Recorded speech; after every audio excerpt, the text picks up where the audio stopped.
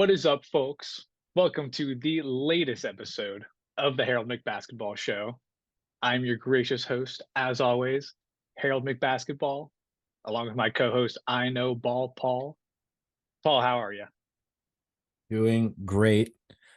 It's my off day from work, another lazy day. Finished off with a podcast. I wouldn't have it any other way. How are you, Harry? Doing good, doing good. Gearing up for a nice Christmas vacation, coming back to Boston this weekend. So stay tuned. Maybe we'll do an IRL podcast, possible live stream. Who knows? Yeah, But it's gonna be awesome. Very excited to be heading home soon. It's gonna be great to just like watch some Celtics in Boston. Maybe find a cozy Irish bar.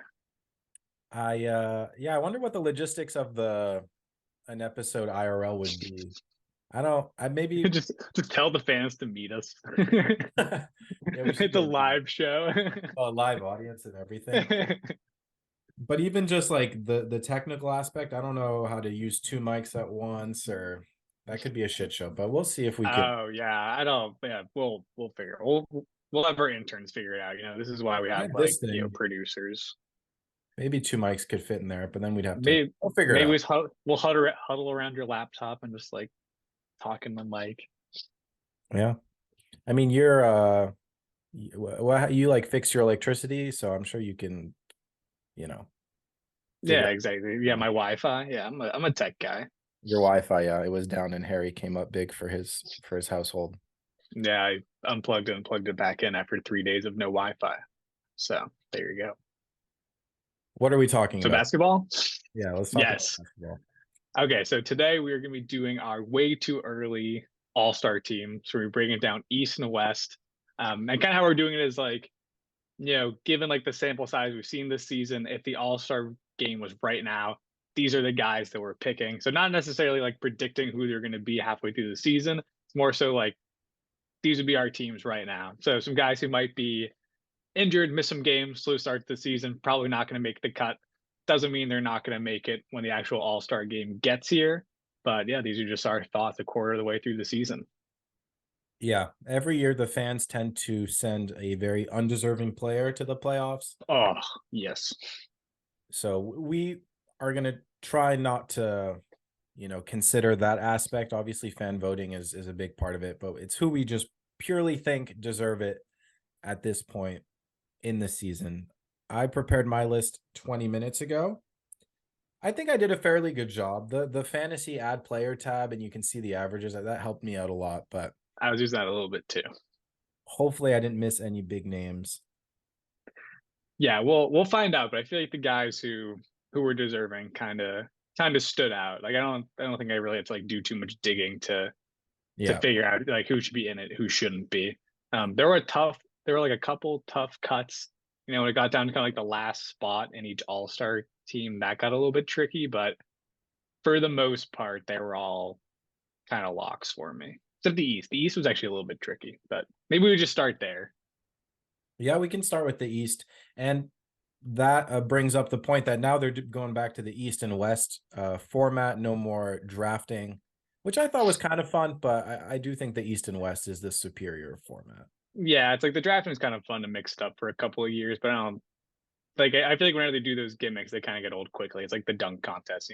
They can change the format up for a year or two, and it's like, oh, this like now boring thing is like now kind of interesting again, and then it gets stale. And like you go back to the classic or you do it a new way. I think it's kind of the right way to do it.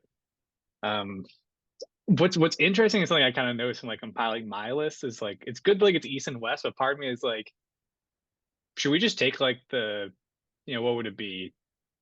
24 best players in the league and just do that for our all-star teams. Because I felt like with the East, I was like adding some guys who I was like, I don't know if these guys should be all-stars, and they're like far more deserving guys in the West. Who was like, I wish these guys could make it. Like the West is like a little deeper this year, where I can't find them a spot, and I wish I could just put them on the East team. So I That's kind of wish it was set up that way. yeah. That's definitely the downside of the East versus West format and why the drafting was better because it really felt like the 24 best players were. Yeah, but even with the drafting, it was that way where it's like they'd select the guys from East and West and then Oh, kind of like combine them and then draft them. So it's still like even people from East and West. that's Um, stupid. It is stupid. I agree. Why? Yeah. I thought the whole point of the drafting format was to defeat the Eastern. No, it was literally just because they wanted LeBron and Kevin Durant to fucking draft players and then like have there be drama because then like LeBron drafts Kyrie and like all this other like drama. Like I think Durant like picked like Harden last or something. I forget what it was. No, me was Russ last, but something like that. I don't know. Created good drama. It was kind of fun, but like it didn't change essentially who was getting into the game and who wasn't. But what sucks is like this is something that does like count towards people's legacies, and it does affect contracts. And there's some people who aren't making it just because they're in the harder conference, which I think is kind of BS. But this is also like how it's been done in the NBA for decades at this point. So kind of a big ask to change it. But I just thought that was worth noting. That's my rant. Yeah. Without further ado, who's your starting point guard? My starting point guard is obviously Tyrese Halliburton. No question. Averaging Interesting. 25 and 12. No question. Yeah, I'm just kidding. Yeah. 42% from three. The guy, yeah, is incredible. Led his team to the in-season tournament finals. What more is there to say? Easy pick.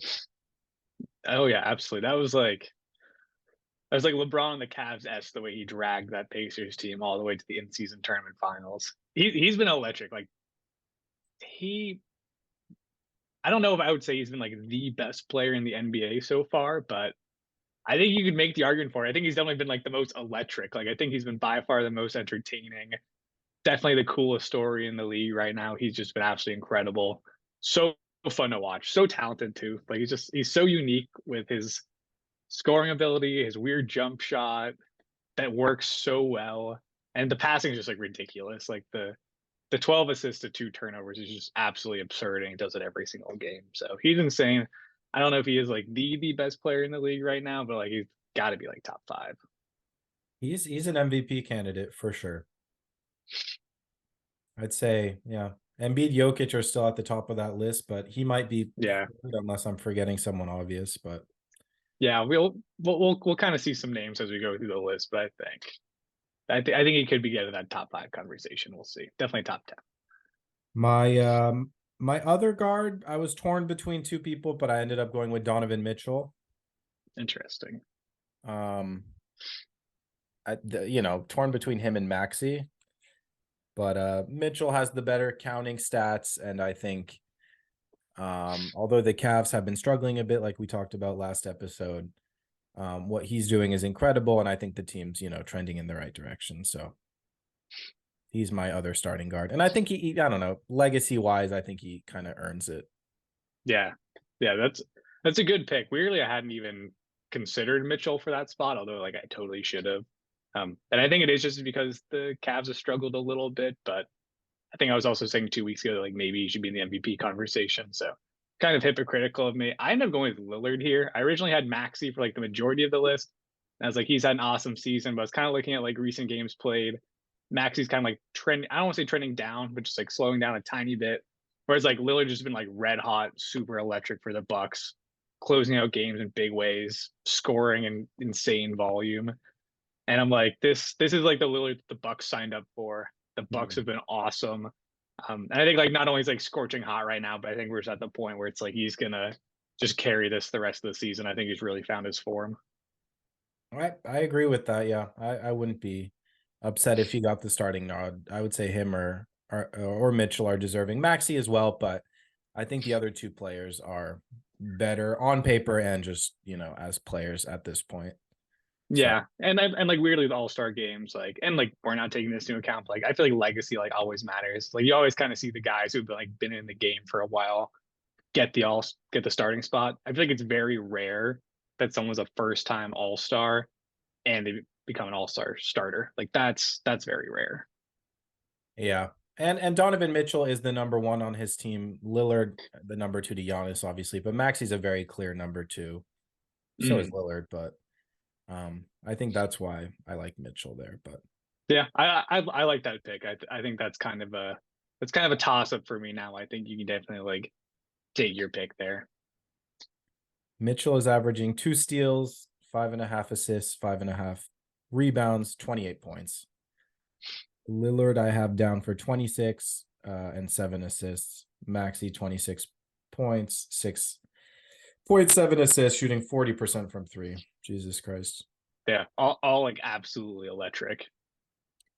Yeah, the East definitely has amazing guards. So does the West. I was gonna say, yeah, the guard play is amazing there. Like I feel like a lot of this list is guards, and I definitely noticed once we got to the center position, I was like, it's like I know my starter, and like anything past that, I don't know. Should we fly through the rest of the starters? They're just kind of extremely obvious. Yeah, we know. It's like, yep, Jason Tatum essentially always gonna be starting small forward as long as he's healthy for like the next decade. Giannis will always have the power forward spot, and Embiid will always have the center spot. Like literally, like for the next decade, like that will not change. That is like the equivalent of like when like LeBron was in his prime and like he was always the starter, Kobe was always a starter. Like those guys, like that's kind of where these guys are at. They're always going to be in here. Not a whole lot to talk about. Actually, I would say the one thing I would add though actually is Embiid is like kind of having one of the best seasons ever right now. He's averaging 34 points per game, 12 rebounds, 6 assists, which is like insane. Like people don't really consider Embiid to be this awesome passer, but like 6 assists per game is like amazing for a center. Like he's so talented. And he's also getting like a steal per game, 2 blocks per game. Defense is amazing. He's literally good at everything. And he's maybe the best scorer in the league. I don't know. This guy's ridiculous. Like he's running away with the MVP right now. He is averaging the most points as of right now. He's an absolute foul merchant, but you He know, is. He is. I've seen some gross flops from him as of lately. it's too bad because he goes He to it a doesn't lot. need it. He doesn't need it either. It's like he can just score these buckets. Yeah, he's one of the most efficient mid-range scorers I think in the league right now. So powerful and yeah, the passing looks good. You know, he gets double teamed and he makes quick decisions out of it. And yeah, I have him in fantasy and these past 2 weeks have been insane. And Jokic has slowed down a bit, but he was towards the start of the season the superior player. So it looks like it's going to shape out to be another Embiid Jokic toss up by the end of the year. But right now, Yeah, Embiid is the hot one. yeah. I think as long as Embiid is still averaging 34 points per game by the end of the year, it's like I think it's his award. And also because the Nuggets have slowed down a little bit, it's like like if the Nuggets were like by far the best team in the league again and like had a stranglehold on the top seed, then maybe this is more of a discussion. But like if they're both like the fourth seed, then I think it's probably Embiid. He's just had the more dominant season. Yeah, it's funny. Yeah, the Nuggets have slowed down a bit. Jamal Murray. Yeah, he's been hurt. Jokic keeps getting himself suspended or ejected, I should say. But they're Super. still really good. I think they just kind of hit the point in like, they've won the finals and I think they're just kind of hitting autopilot for like the regular season where they're like, let's just get like top 4 seed somewhere in there and then kind of like, turn things on for playoffs. Yeah, for me, 'Cause they're still the favorite. yeah, exactly. I still wouldn't bet any of these other teams to beat them in a series. Super random. Guess what? Aaron Gordon shoots from the free throw line as I look it up. 76%. Aaron Gordon shoots.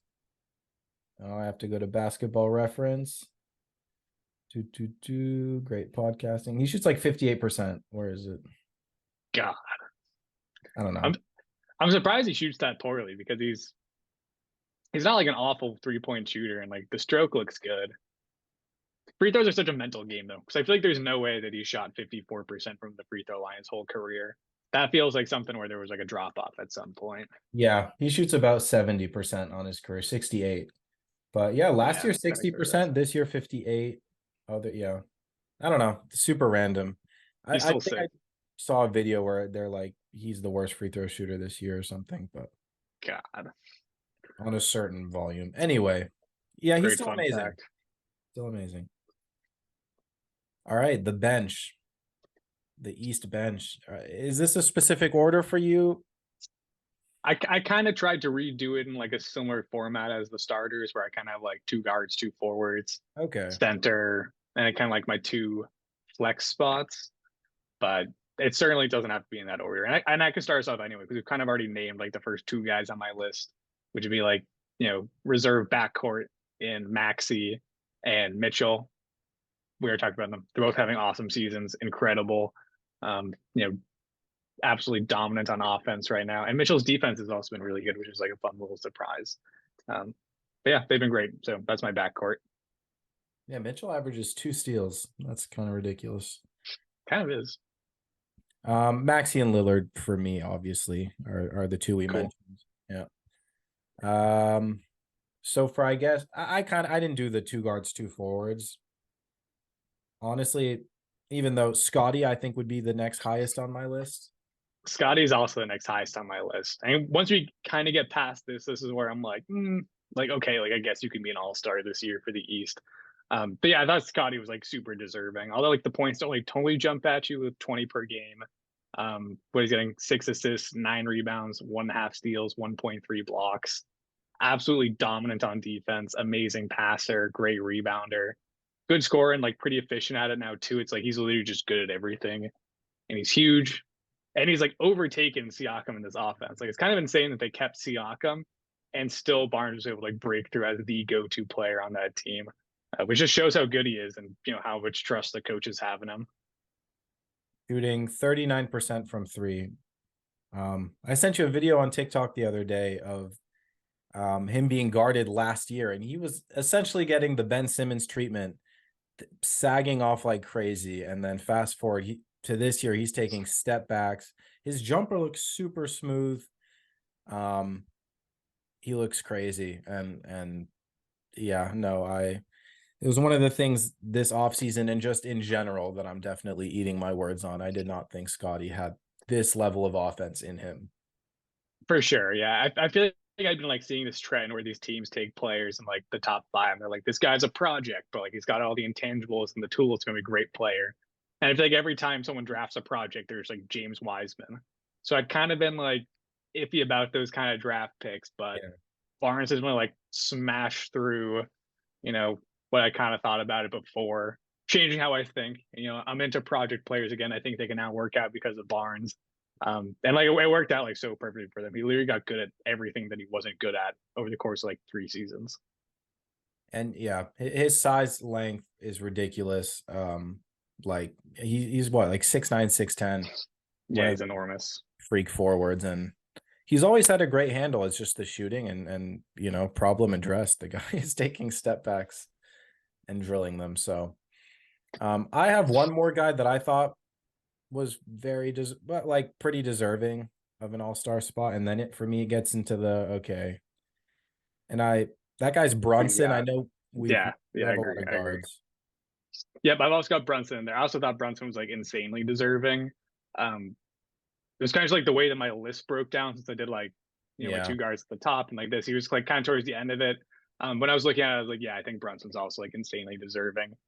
He's been incredible for the Knicks recently, having an even better season than last season where he was incredible. 26 points, 6 assists, 4 rebounds, super clutch, super crafty. Kind of makes crazy buckets. Like he definitely plays like a pickup baller where he takes a lot of like weird mid ranges, and he looks tiny on the court. He looks very like stubby when he's Yeah. out there, but he's just like so crafty and talented. He just gets these buckets, and he's awesome to watch. He is shooting 46% from 3. He's just a hooper. He's the best, just like pure hooper in the league right now. How many attempts is that on? It's got to be like 5 or something. Yeah, that sounds about right. On 7 attempts, he's shooting 46%. 46%. Damn, he's so good. He's so good. Yeah, he's the master of the pivot foot. Oh, he really is. And fading away. You know, Randall had a slow start, but he looks a lot better. But Brunson is clearly the Yeah, he's the driving force of this offense. And Randall has like polished up a little bit, you know, not enough to like really get into this conversation for all stars, but he definitely has been beating the allegations of, you know, being an absolute fucking bum. So that's good. Yeah. And the Knicks are like back in the playoff picture, which is nice. Randall. I think we've both voiced our disgust at some of how he plays. Sometimes he's not very efficient, but sometimes he really is great. And I think I put him on my all NBA third team last year. Maybe Maybe I Yeah, forget. well, last year he was really good. Like last year, he legitimately had an awesome season. Yeah. Um, yeah, he's very streaky though. He kind of feels like a guy who's like he's like a baseball player that either just like hits dingers or strikes out. And like sometimes he'll just have like 3 straight games where he just shoots like 15%. Then he'll have like a couple games of like 40 bombs or like 10 rebounds and 8 assists, and it's like, oh my god. Mhm. So he's streaky, but he's still good. And I think what this Knicks team is trying to do right now, which is just kind of stay relevant until a big player ends up on the market. I think he's fine for them for the time being.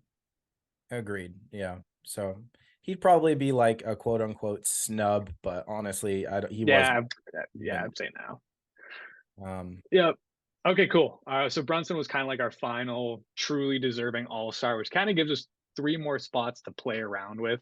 yeah. Um, these were hard. All these players I don't think should be all-stars, but I kind of just had to come up with 3 more players, so Yeah. they're on it.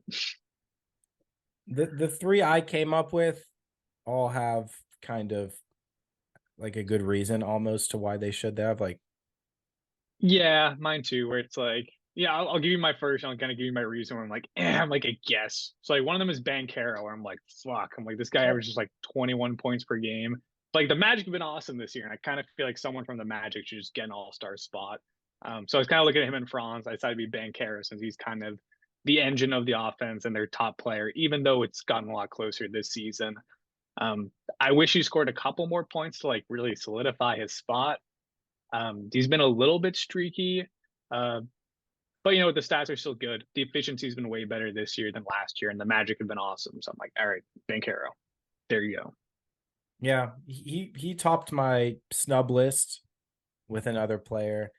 I ultimately decided not to include him in the last three, but you know, I think for the reasons you laid out, um, you know, he could sneak in there, especially being the number one guy on a good team. Like that's something that two of the other players I have can't say. So, um, yeah, Who got? Give me one.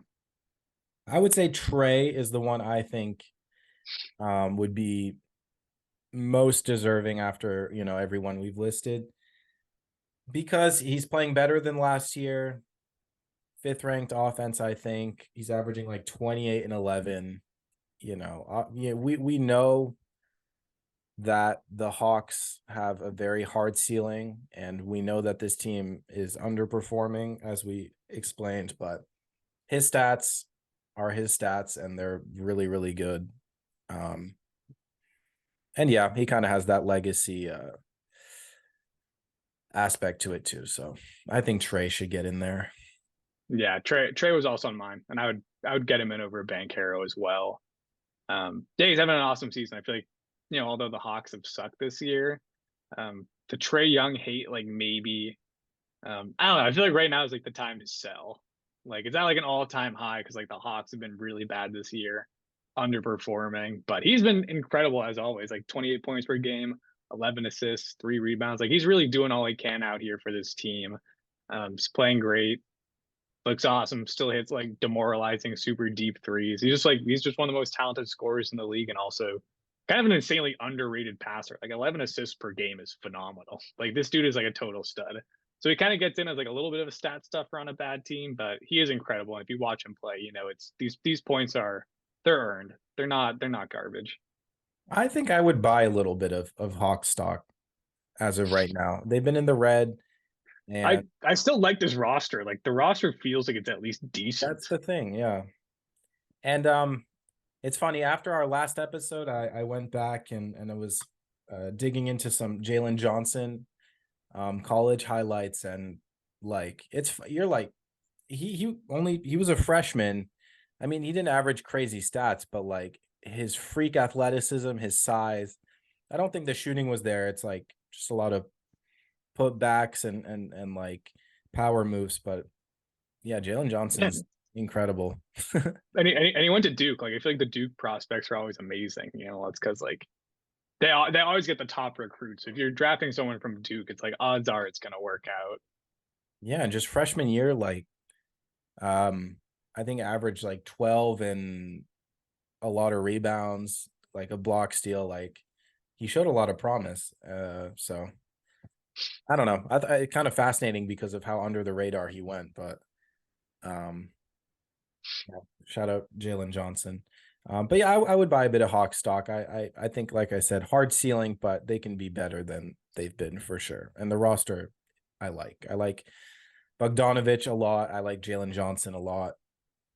DeJounte Murray and Trey are what they are. So Yeah, you heard it here first, folks. Now is the time to invest. yeah, I'm not saying you're gonna get like a crazy return, but I think you can profit. Yeah, maybe like a 15% return. Yeah, we can get it from like the 11th seed to like the 8th. Like a 6 or like a 5% return. Nothing crazy. Yeah. All right, cool. So what that leaves you with two more spots then, right? Yeah. Me with one. All right, give me one more yours then. I kind of cheated. I wrote KP/Jalen. I think it should be one of them. Yeah. And I'm torn between which one. Honestly, I think I'd lean KP because I think the impact is more so there. Although, Jalen's averaging a bit more points, but both of them are the second best players on the best team, playing really well. So yeah, I'd probably give the nod to KP. I'll say KP. Yeah. I obviously Celtics fan. I love both those players. I think you make the argument. I didn't put either of them on mine, which feels like, this is slander, but I just felt like KP has already just missed like a couple of games. I feel like maybe just every time I tune into the Celtics, he's hurt, but like he's missed games. So I was like, it's kind of early in the season. I don't think he's quite played enough to get a spot on mine. And then Jalen just like started off the season cold. He's been like getting better as of lately, but his stats are still definitely down in a big way from last season. He was getting like 22 points per game this year. I think he was at like 27 or 28 last year. And the efficiency's dipped off. Would have hoped he would have like cleaned up some of his issues this offseason, like his handle and his tendencies to drive into traffic, but that's kind of still all there. Um, I think when the actual All Star game comes around, I think he's going to get a spot. Like I think he's going to get Banchero a spot on my list come All Star break because I don't think he's going to stay this cold the entire season. But just because of the slow start, I was like I'm gonna leave him off for now. Give the nod to somebody else. I want to see how his efficiency has. Yeah, it's definitely the 3-point shooting is slightly more efficient, but overall a bit down. Maybe the per 30. Yeah. Yeah, and it's like it's understandable a little bit to have like your points go down when you add guys like Drew and KP. It's like you are just like adding more, all-star caliber players who need to get at more shots and get more points. So I get it, but I think it did dip off a little bit more than I expected. Um, but I don't know. Like, and the eyeball test hasn't fully been there either. Like some games I watch, I'm like, I don't know how much you're contributing to this game, Jalen. But I think he'll turn around. I think he'll be an all-star this year, but I just want to see a little more out of him first. I hear you. Yeah. It's so frustrating to see those turnovers. I mean, nowhere as bad as in the playoffs last year, but For sure. That was something else. Like he's not on that level at the moment, but maybe yeah, he I can come back though. just want to be a little bit cleaner. Yeah, we'll see. Yeah. Okay, so wait, you got one more spot then, yeah. So Yeah. do I. Not enthusiastic about this one, but Okay, wait, we just try to guess each other's. Okay, mm, I'm gonna guess yours is I can't think of anyone other than mine. me too. Okay, let's just say ours at the same time and see if it's the same person. Okay, It's the same. 3, 2, 1, Bam. bam. Yeah. Yeah. This is kind of hypocritical by me because I said KP missed too many games and Bam's also kind of missed a lot of games, but the Heat have been good this year, and Bam is actually having his best season. He's averaging 22 points, 10 rebounds, 4 assists. So another great passing big man has this is what's happening with the new era. And he stepped up big time for them. Jimmy Butler had a really slow start to the year. Tyler Hero missed a ton of time, and like he has been awesome. He's been scoring more. He's kind of holding this team down and keeping them, with a pretty good seed, even though they've had some injuries and some sluggish play from Butler. Yeah. His counting stats don't exactly pop out, but we know his impact. And like you said, where the Heat fall in the standings, I think what, fifth now or something. Yeah, That's impressive considering Hero has missed a significant amount of time. Um, I think they're okay, seventh, but tied. Yeah, and things are fluctuating. Yeah. But yeah, Bam is it's one of those things where and his counting stats, as you said, are improved and good. But we just know how big of an impact player he is. You know, he helped carry the Heat to the finals and everything. So yeah, kind of a sour taste. Trey, KP, Jalen, Bam. I don't like that last three. Ben Caro Yeah. in the Yeah, conversation. it definitely felt like guys were getting in where it's like there were some pretty like major critiques, on their season where it's like Trey, Hawk's been bad, Bam, missed some time, KP missed some time, Bankero, which was scoring a little bit more. But I think that's the state of the East right now. And it's also kind of like our too early all-star roster, so it's definitely possible that, come February, that some of these guys have picked up their play, and it's a lot easier to be confident in these picks. So we'll see. We'll see. I think some people will turn around, or at least give us a better reason for them to make the team. Yeah. Does LaMelo have any return date? How many games has he played? Do you I think think I think he's supposed to miss another week or so.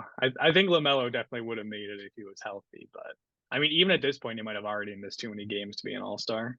Yeah, that's what I'm wondering. So I think he's Those- missed like a month. yeah. Yeah, that ankle. I I don't want to rant about it, but like I injured my ankle and it's like never really been the same. And granted, I kind of neglected the recovery process. But now I kind of notice that a lot of NBA players who tweak their ankles, it's definitely like a reoccurring thing. Um, I don't know, like a lot of young players I noticed, like Amen Thompson tweaked it in the summer league, and now he's having issues with it. And Duran, and those are the only two examples I can think of. Lamelo, Yeah, it happens in the NFL too. They never give the young guys enough time to recover because it's like once they're like able to play on it again, they're always like cool, like get out there. There's just like a pain management thing at this point, but like it is just more susceptible to be like re-injured. Like they should almost like let them get like fully healthy and then give them like 2 more weeks, like a month after to like hmm. really like solidify it. But I mean, obviously that's like a ton of time in like the NBA. So if you're fighting for a playoff spot, you're like, I don't know if we can risk that. Yeah, and it like yeah, it feels like it can get to like 90%, but if you really injure your ankle, it's really tough to get it back to 100. Um, and yeah, LaMelo has definitely dealt with that. And then you see guys like Wemby who like fully tweak their ankles, and it's like nothing to him. And I think because he's got flexible ankles that I don't know if he works on that, but I ankle think he's health. also light on his feet. I feel like it's easier for like the thin guys because you're putting like I don't know. Oh He yeah, looks he looks he's like light as a feather out there. Like I know he's massive and probably still weighs like 250 pounds. Like I don't know. I don't know how much a 7'2" guy weighs. wait, It's okay, probably less than that. we have 2 minutes. But Let's play guess Wemby's weight real quick. What's okay, your? I'm gonna guess less actually. I'm gonna guess that he's 230. I would have said the exact same thing. I'll go Pick something else 240. then. 240. He's gonna be like 200 pounds. It's That would be gonna be like insane. our weight. Oh my god. What? Okay, apparently he's 210 pounds. That's insane, That's dude. kind of Oh my God. yeah. I've got Wow. like 10 pounds Wow. on Wemby. Yeah, what? I guess that's why it's like there's no problem for his ankles though. It's like just not that much weight coming down on them. Yeah, but Lamelo's got to weigh like 180 or something. Yeah, I don't know, man. I feel like you can kind of just like look at people and like some people just like look like Wemby, you've seen like the insane like Wemby stretching videos, right? Where it's like when he stretches, he can literally just like fold in half. Like he's Yeah. like so flexible. Like very few people have that. So I think he's just like an enigma, insanely stretchy, insanely talented. We're also back at cutoff, so maybe we use part two of this, but Yeah. Let's part two this and then we'll get some more players' weights and maybe do the rest of the All-Stars. So be right back. deal. Quick fantasy check. Frogs are amazing. All right, are we doing West starters or weight guessing? Is there like a player you think would be tough to guess his weight real quick or Let's see. Let's see. What's back to that? I'm just gonna say two because I spoiled them for myself. I was like, oh, these would be fun ones to guess, and I looked it up, and now I okay, know them. let me guess. Okay. First one is Kenneth Lofton Jr., notably just cut to bring Jaw back. Oh, I feel like he's also one of those where the listed weight is not going to be the real weight, but Probably not. I'll say the listed weight is maybe like 285, 290. Pretty close, pretty close. Listed weight is 275. Wouldn't be surprised he was actually walking around like 290. Yeah. But I think he got a bit slimmer upon entering the NBA. It is interesting though how some guys really struggle with that. I mean, I know I've struggled with my weight for sure, but like you imagine being a professional athlete, it would be almost hard to keep up such a big frame. But you know, some people it's just Yeah, it's genetics, man. And you know, for Ken Lofton, like he used that big body to his advantage. Like I don't think he'd be as good if he lost weight. So yeah, there's I think it works for him. there's a lot of incredible heavy NBA players. This is such a side tangent, but it was so funny, like the whole Sullinger saga of like Dude, oh my god. it felt I like forgot about Sully. All right. Do you know Sully's weight? oh, that's interesting. I would say like 270. I'm gonna say 260. Um, it felt like it was never a problem though until they just made it a problem. Yeah. It's like he was this great player, and then they're like, we have to get rid of this guy. He's too fat to play. And it's like, oh, 270, you got it. And it's like this guy was like actually like a pretty good player for I need to look at his stats now. Like I bet his best season he probably averaged like 15 points per game. And like 11 rebounds or something. Nah, maybe I exaggerated. Wow, he only played for 5 years with us. I felt like he was in the league for like a decade. Yeah, he played Yeah. 5 years. But like his sophomore year when he's 21 years old, he averaged 13 points per game, 8 rebounds. Nothing else really, but like, hey, not bad.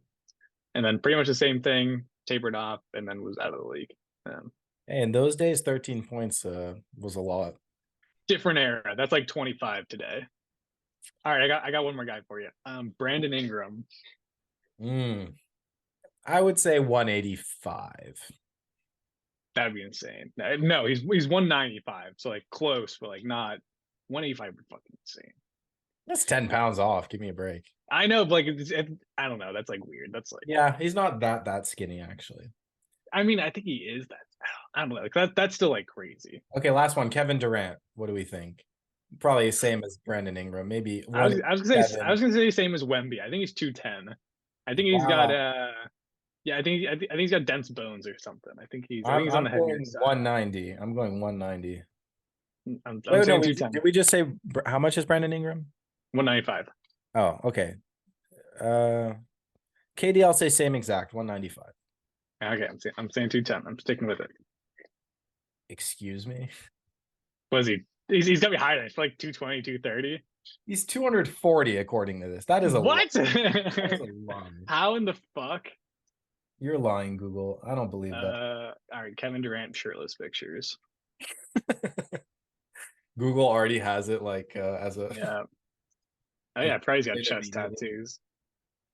Yeah, no, I don't know. Yeah, he looks skinny as fuck. I don't know. You're telling me Giannis is 243? Yeah, what is And Durant he's just got 40.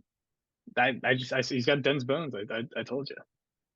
LeBron Like him and Brandon Ingram look like identical shirtless. Like they like I think maybe Ingram's a tiny bit skinnier, but like very close. I don't know. Something's up with that. All right, we're burning valuable time. The listeners are tuning out or tuning in. Maybe they're loving this segment. I don't know. Was transition. What were you gonna say? Why does he have to be shirtless though? Who? Like why Kevin Durant shirtless? I guess you Well, really had a better idea. maybe he was hiding a gut or something. I don't know. Okay. All right. And I will say like guys like Ingram like did look leaner. Like Ingram was like, you know, thin with a six pack, whereas like Durant like no six pack in sight. Like, you know, he might enjoy like a bag of like Lay's potato chips after a game. I agree with you though. Durant, I feel like has hard ass bones. I feel like I don't know. Yeah. Like some of those skinny UFC fighters, I feel like yeah, he'd be a anyway. West All Stars. Starters. This was actually a little bit tricky. First spot was easy. I was like point guard, SGA. I mean, there are kind of two guard spots here. I tossed him there. The stats for some of the guys in the West are like insane. Like when I was writing them down, I was like, this is just absurd.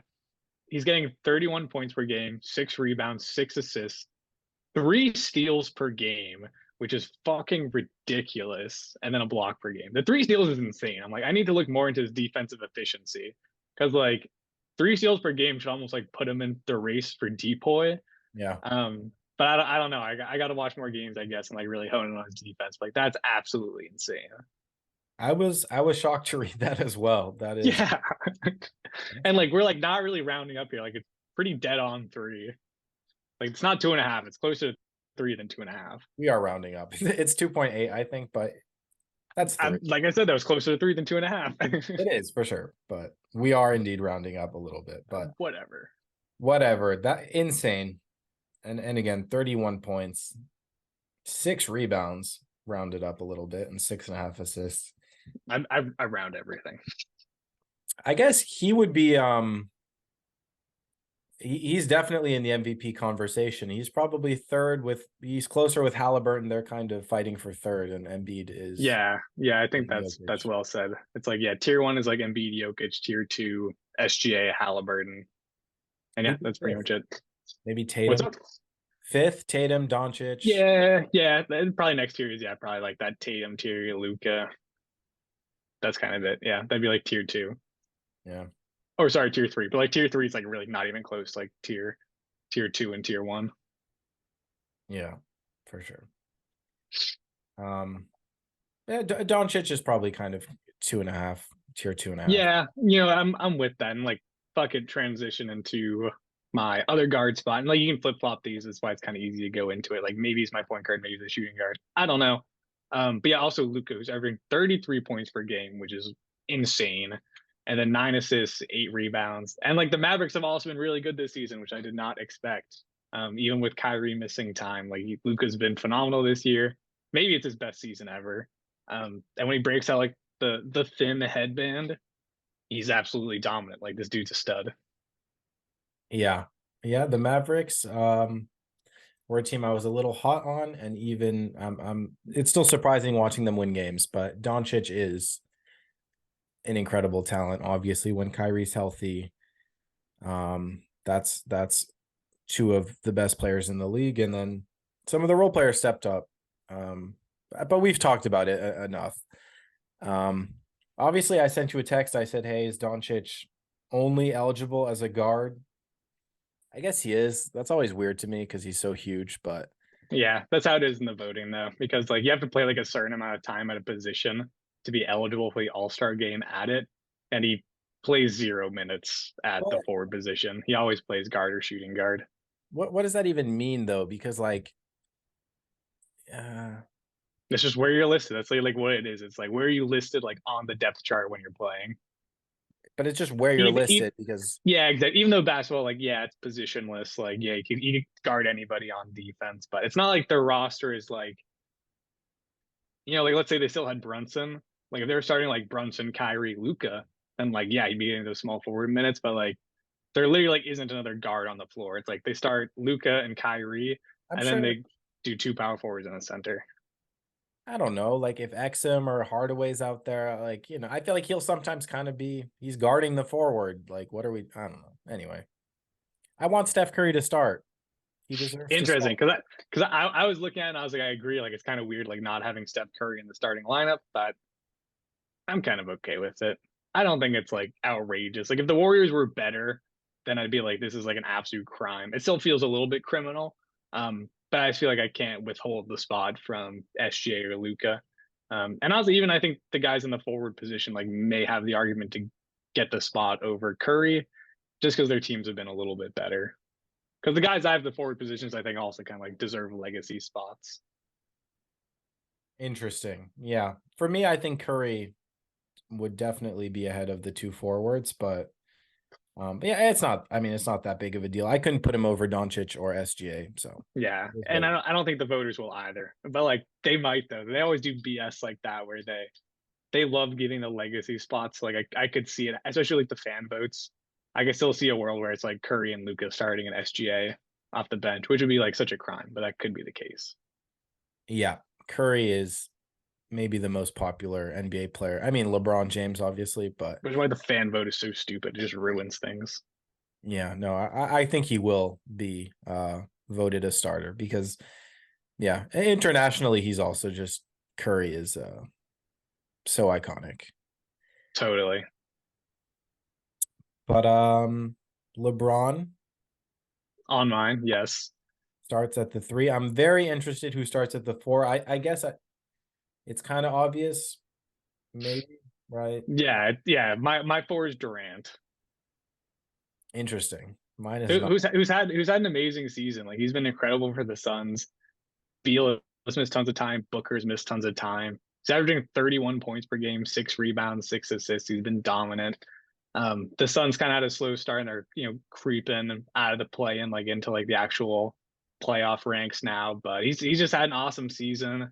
And I don't really see anyone else who I'd put over him. I kind of debated like, do I get Edwards into the starting lineup? But I ended up just having him come off the bench and go with LeBron and Durant as my starters because their stats were just like so amazing.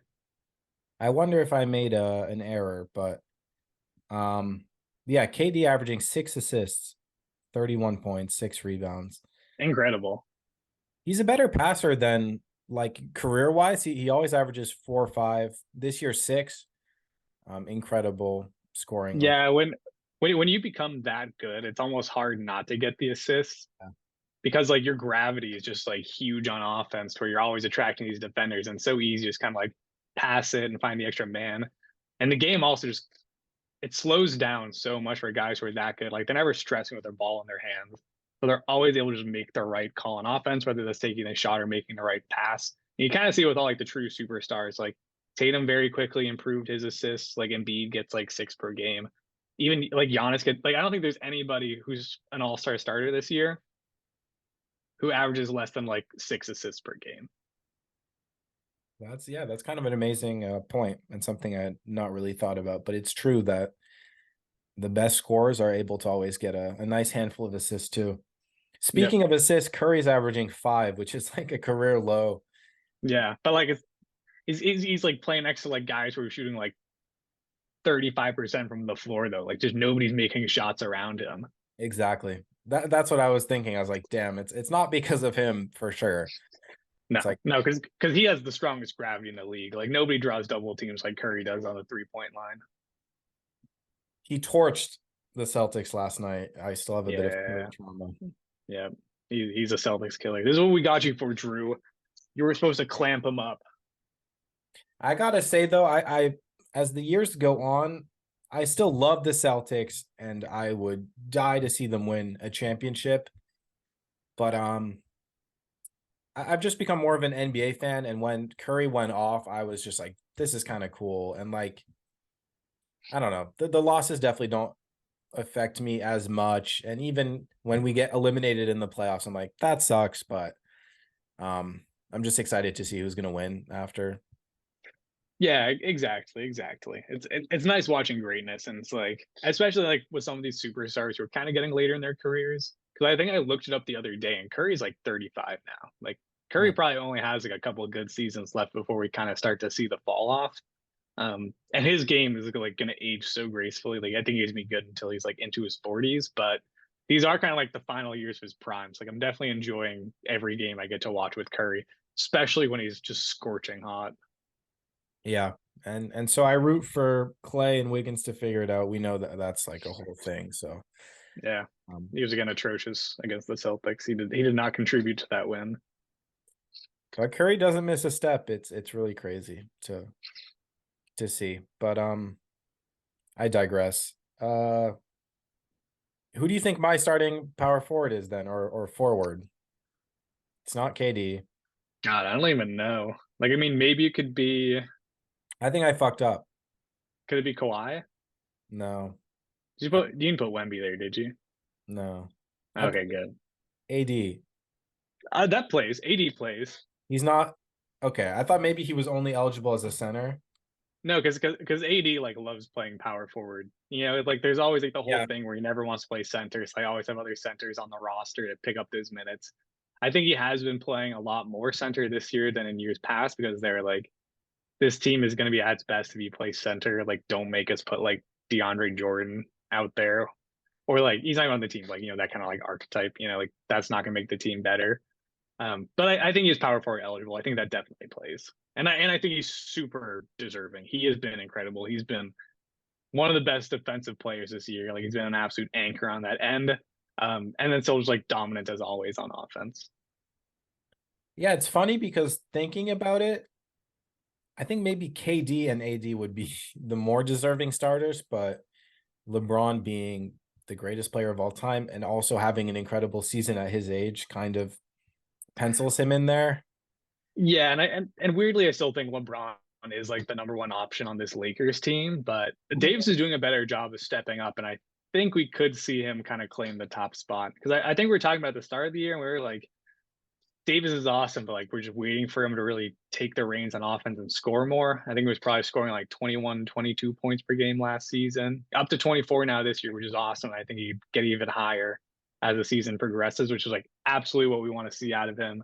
If he's averaging like 25 or 26 come All-Star break, like, yeah, you might have to be a starter.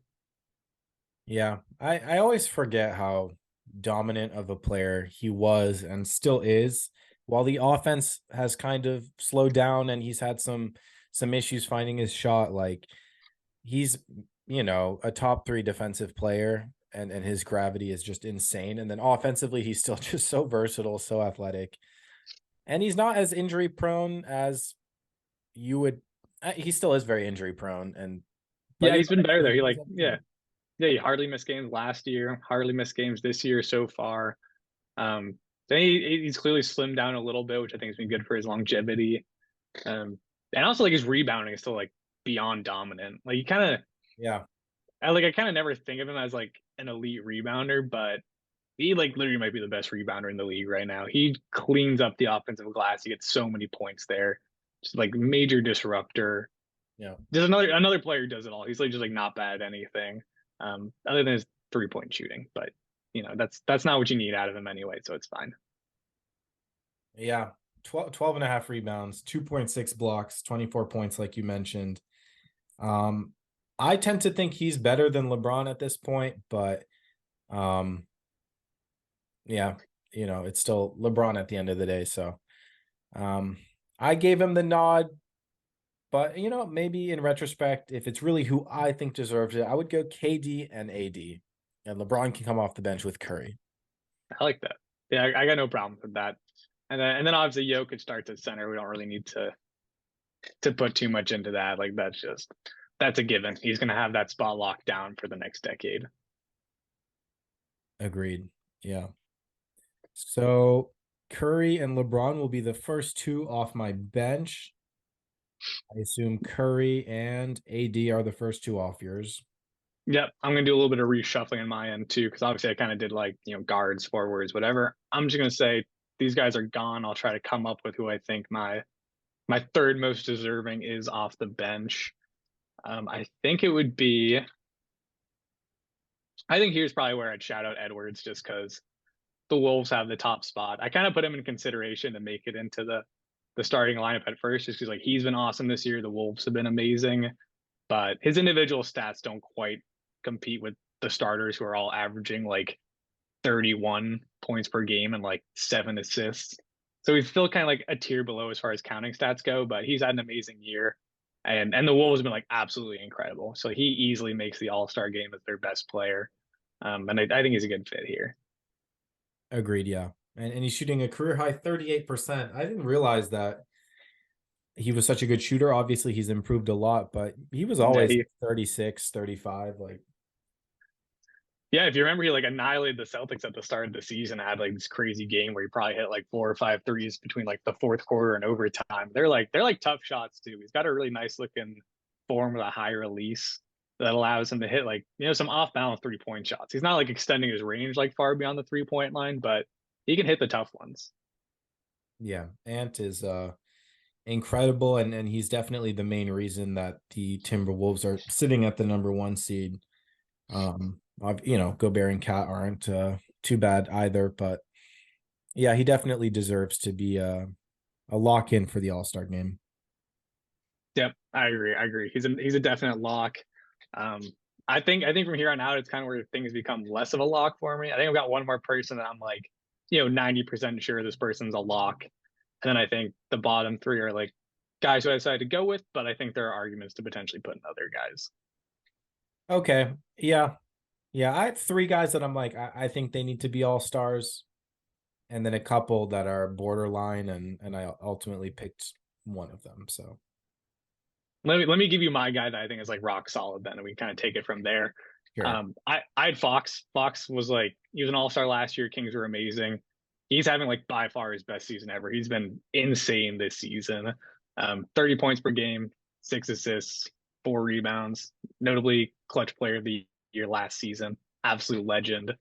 Yeah, he's having an awesome year. Like I weirdly, it's like he was so good last year that I was like, wow, like Fox has done it. He's taken the next step.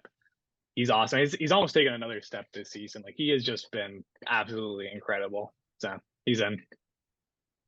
Free my boy, Sasha Vezenkov. I know, right? I know. Sorry, dude, but Give him no, he's some. been good, and the Kings have been good too, and like as expected. Like they've just got a good roster right now. Sucks that like Halliburton's already better than Fox, but like Fox is still really good. Kings organization, if you're listening, um, Harrison Barnes is washed. Vezenkov and Keegan Murray should be getting all the minutes. Yeah, I saw something where it's like the Kings are like we're in the market for like two-way forward, and it's like whatever you do, like please not trade Keegan Murray. Like if you also trade him now, just to kind of like assemble like an older like mid three, your fans will be devastated. Hold on to him, trust the process. Don't make the same mistake as you did with Halliburton. Just let's see where this goes. Yeah, and Keegan the other night had a career night, a historic night where he, I think, broke the record for 11 consecutive straight threes. So Yeah, absolutely ridiculous. I think he made 12 on the night and then sat the fourth quarter. Probably maybe could have broken the record if he played the entire game, but yeah, he was amazing. And I think after that game, yeah, I think there's no chance they trade him. And he's such an awesome fit between like Fox and Sabonis because he's just this just like incredible catch and shoot player that Loki has like a lot more to his game than just that. Like he can also attack off the dribble, but he was a good find for them. I like what the Kings are doing. he is a bit streaky though, and so far this season, I think Kings fans were definitely hoping for a bit more, but he's picking it up, and And he's still young. He's still young. he's still young, but he's not that young. I think he did 3 years at Iowa, so he's got to be like 23 or 4. I don't think he's like that old. I think like 22 would be my bet. 22, 23, I'll say 20. Did you have Fox in your lineup? Yeah, Fox is definitely up there for me. Yeah, Keegan's 23. Okay, cool. Yeah, Fox was kind of like my last person I thought was a lock. I think the rest are still deserving. Like it's not the same as like the East where I was like, like me, like I don't really have issue with these guys. What's just tough is there are people who didn't make my list, so I'm like, maybe these guys should make it over them. Kind of tough, but like, give me another one of your guys. We got 3 guys left, I think. I think Sabonis is more or less a lock. Also on mine, yeah. And then well, he's averaging 19, 12, 7. Huge impact player. And then Booker, I know, has missed some games, but for me, he also should be more or less a write-in. I feel like he's missed a lot of games though. Is he not? I did not have Booker on mine. He's probably missed like 6 or 7. I have it in front of me. He's played 18 games. I think the Suns have played 26 or something. Yeah, that's not too bad then. I and like he'll definitely make it come All-Star break as long as he's relatively healthy from here. Because he's also just someone who's kind of, you put him down in 10, he just seems to make it every year. And is super deserving. Like he's incredible. Like him and KD are kind of like a 1A, 1B. He's averaging like 8 assists, 28 points. Yeah, I know what you said at the beginning of the episode. It's kind of like, as of this moment, who would you pick as all stars? I kind of did a little bit of, you know, how it'll carry on from this point. It wasn't purely like at this moment, and I think he's Yeah, gonna. kind of hard not to. I definitely did a little bit as well. So But for someone like John Morant, who has missed 25 games, like even by that that one game he played though, like what's he averaging on the season right now? With like 33 points, 8 assists, 8 rebounds or something? Like that's pretty good. like 135 fantasy points, Oh, Cool. It's a parade inside my city. Yeah. I need to get a clip of me doing this thing. Oh yeah, you got it. You got it. Um, yeah, man. I was watching Morant and Dylan Brooks dancing for the week up until him coming back from his suspension, and what a beautiful comeback game for Ja Morant, the savior of the Frogs. And the savior of my Grizzlies take. It's like I think the Grizzlies, like with Ja back, are like legit can be good. Maybe not out of the question they can push back in the playoffs and kind of justify where I power rank them. So I don't think they'll ever live up to like two. But I can see them getting back into like the you know 4 to 7 range as far as like power rankings go, not standings, but rankings.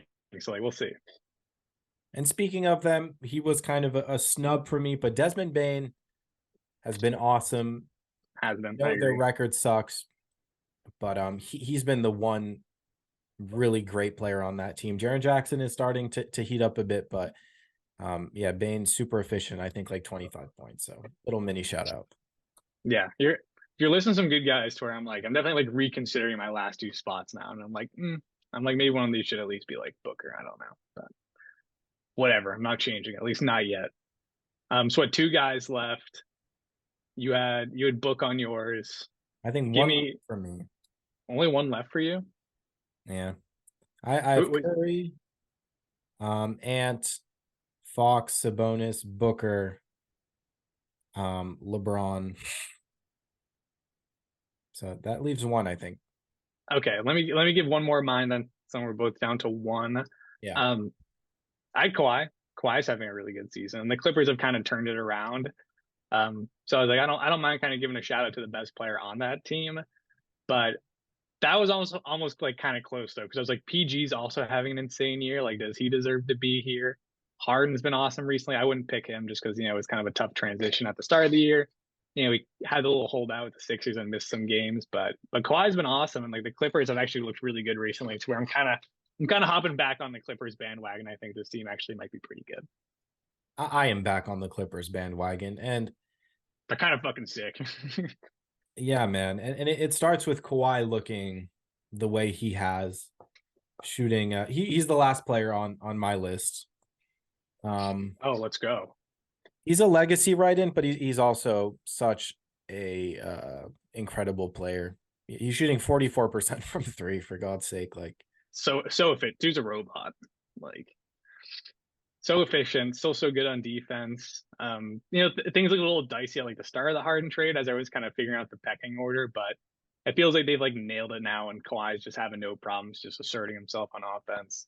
Looks incredible. Mid range is as unstoppable as ever as well. Like he's just awesome. He's still just like a full on superstar. Like this guy's amazing. yeah, I Which every is good because once in a while. Go I, ahead. I was gonna say like we're a little worried at the end of last season where we're like we don't know if Kawhi will ever really like get healthy enough to get back to where he was. Like can he like string together like a month of good games and healthy games, and like he's fucking done it and he looks awesome. Yeah, I was gonna say like every once in a while, I'm just reminded of how good he is and how incredible he's been throughout his career. Like two-time champion, right? Or three, two, I think. One Spurs, one Raptors. Mm, yeah, maybe that sounds about right.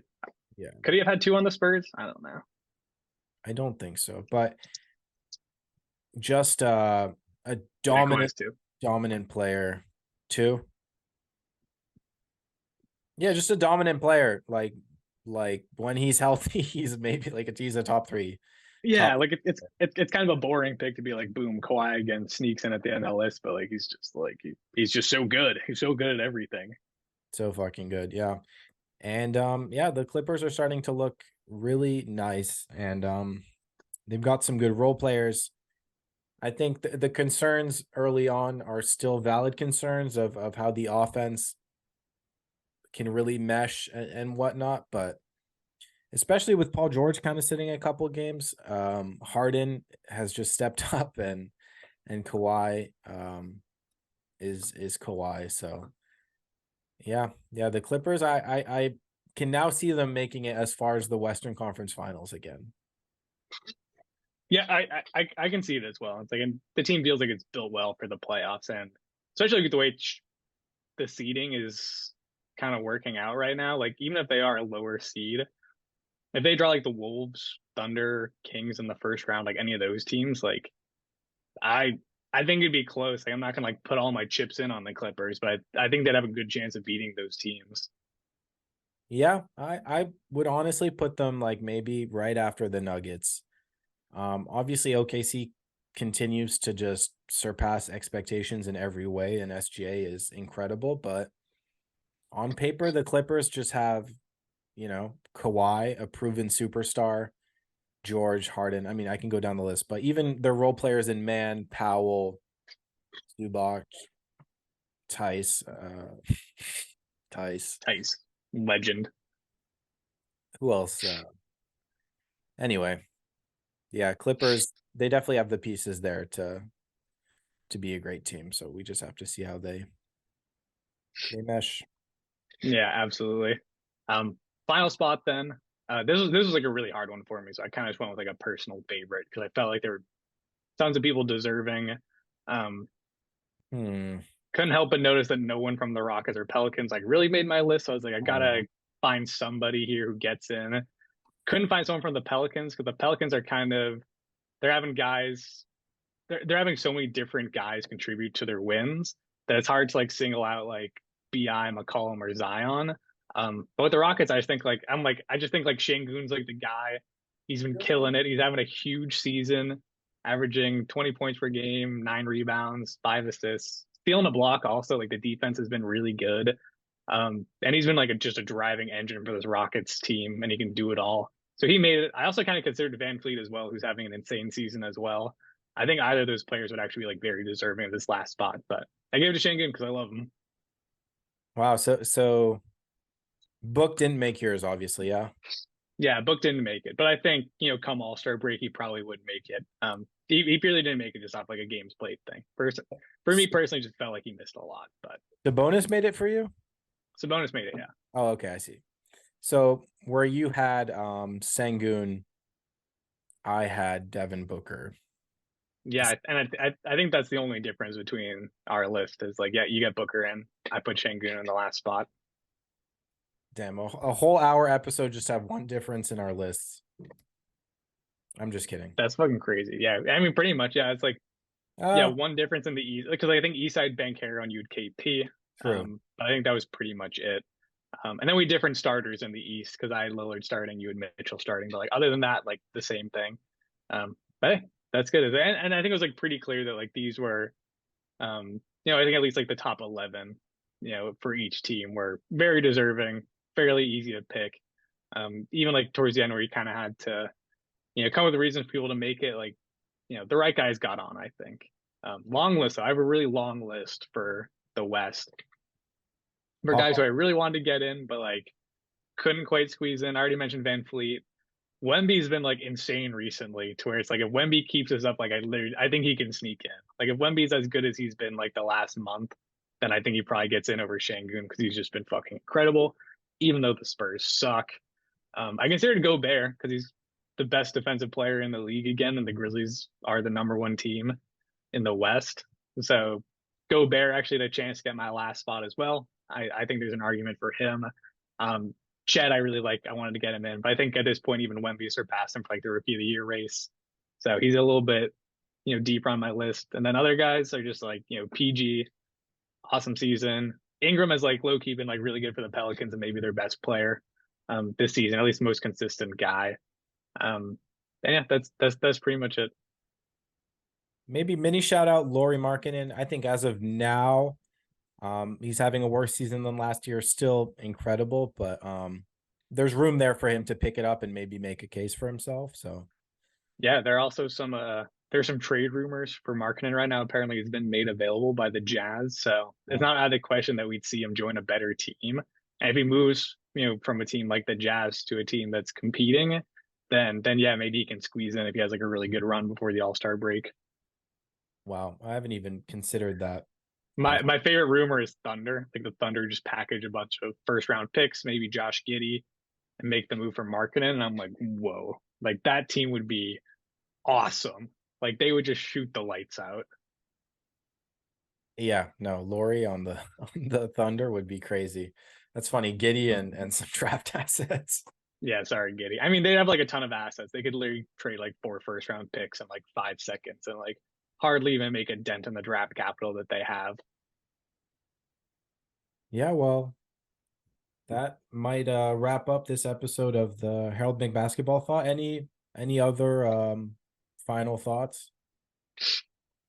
That's pretty much it. We'll kind of see how things shake out. We'll run this back obviously during the actual All-Star break and kind of see what's different. Maybe we won't do like the full lineups. Maybe we'll just like see what shakes up. But we'll definitely revisit it later in the season. And yeah, stay tuned. Potential in-person podcast coming next week. This is a big deal. First time ever. So smash that like button, subscribe, turn on the bell to stay informed when we do the Oh, in-person podcast. It's a big deal. And yeah, thanks for tuning in. we live stream the in-person podcast. We might. Stay tuned. Stay tuned. Maybe a You'll live just have up. to see. This is why you hit the bell notification, so then you know immediately. Yeah, last few episodes, the views haven't been I love just directly confronting the viewers on the Yeah, fact. how dare you guys? How dare you guys? Why 70's why not do gonna cut it. You guys gave us y'all care less about the regular season than the off season? The off season was popping off. And now the NBA is here and we're I getting think, less views. Come on, guys. yeah. Yeah, it's fucking bullshit. But yeah. Thank you guys. Peace and love. Hopefully, yeah, live show. We'll see if it happens. Peace and love. Peace and love.